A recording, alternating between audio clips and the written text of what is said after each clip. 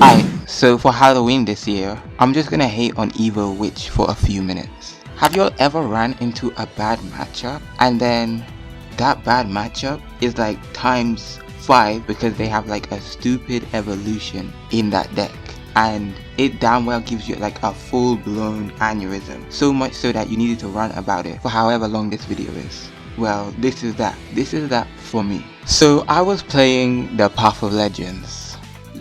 Well, I guess it's not called Path of Legends anymore. So I was playing Rant, and of course I ran into her, the Evo Witch.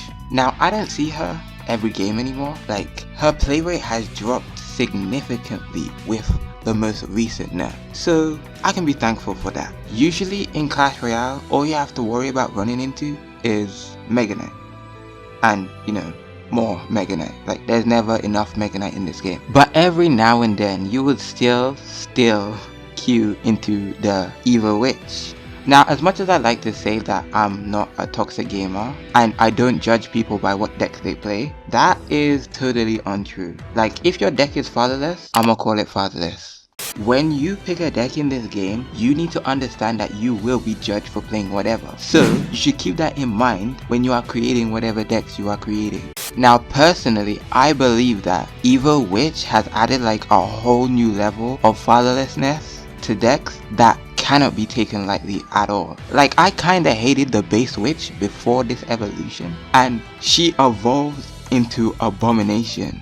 It goes beyond the fact that she just has another healing mechanic. It's just the way that her evolution abilities healing mechanic is. It's just so unfair because it sounds so innocent. Oh, she just heals a little every time a skeleton dies. No, it is not that simple. See, the thing is, skeletons must die.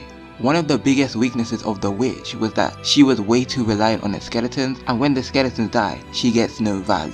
This evolution took her biggest weakness and made it an advantage. And no, it is not just healing as well. This healing can overheal. She can go up to like about 125% of her health. She can become a walk-in, shoot-in, skeleton spawning meat shield with more HP than the mini P.E.K.K.A has attack damage. And guess what? It gets better than that. It gets so much better. You know what used to be hard counters to the witch? Stuff like poison, executioner, just general spells and splash damage. The kind of stuff that would just wipe out swarms. Now, that same executioner, when his axe hits her skeletons, he's literally healing her. You are helping her. You are basically a support card for the enemy witch. It's kind of like you are her personal little therapist, feeding her souls. Like, base witch loses the 1v1 with executioner due to the fact that when the executioner throws his axe to hit the skeletons, he will end up hitting the witch as well when they both aren't in range of each other. But that actually helps the evolution to the fact that the evolution witch can beat both the executioner and the executioner evolution. And the most cursed interaction, the interaction that sells it for me, is her interaction with the king tower. Getting your tower activated is usually a good thing, but unfortunately, when you're fighting the Evo Witch, it's actually not.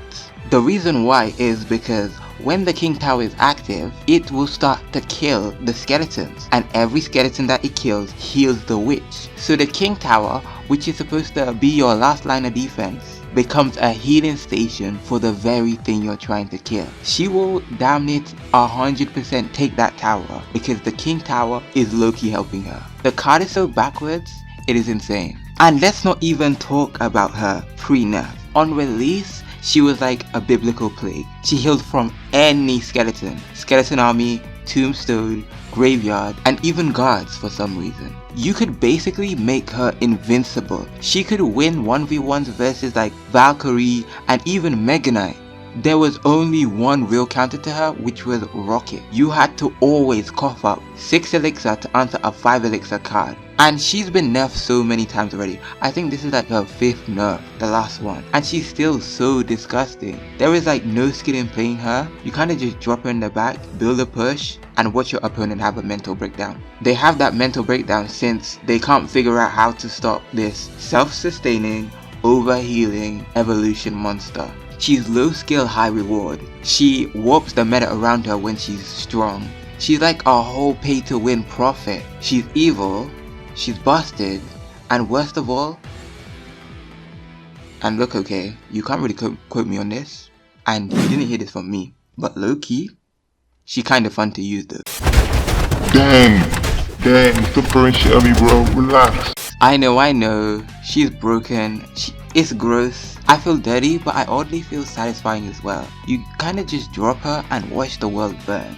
She kinda like a gun in that sense, only the friend of whoever's hand she's in. It's like, if you can't beat them, join them, am I right? Anyways, she's terrible, she's a bad person. She has a game-breaking design that rewards bad gameplay and punishes people for playing the game correctly. She's like the Halloween monster that never left. So, why did I make this video?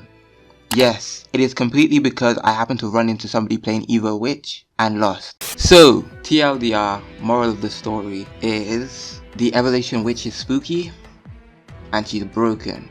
But hey, she looks kinda cool though, especially for Halloween.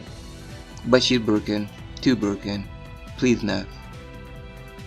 And also, she's kinda hot too, like that's some fire lipstick, almost as good as Priya's.